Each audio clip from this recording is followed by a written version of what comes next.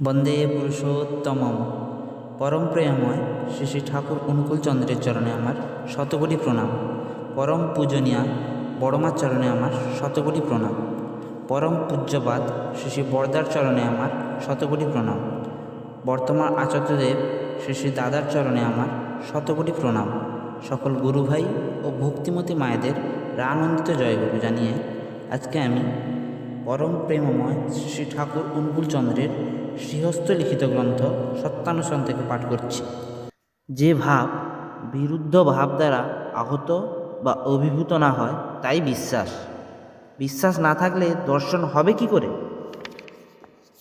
কর্মবিশ্বাসের অনুসরণ করে যেমনতর বিশ্বাস কর্মও তেমনতর হয়। গভীর বিশ্বাসে সবই হতে পারে। বিশ্বাস করো, সাবধান। অহংকার, অধৈর্য ও বিরক্তি না আসে, যা চাও তাই হবে। বিশ্বাসী বিস্তার ও চৈতন্য এনে দিতে পারে, আর অবিশ্বাস জড়ত্ব, অবসাদ, সংকীর্ণতা এনে দেয়। বিশ্বাস যুক্তিতর্কের পার। যদি বিশ্বাস করো, যত যুক্তিতর্ক তোমার সমর্থন করবেই করবে। তুমি যেমনতর বিশ্বাস করবে, যুক্তিতর্ক তোমায় তেমনতর সমর্থন করবে।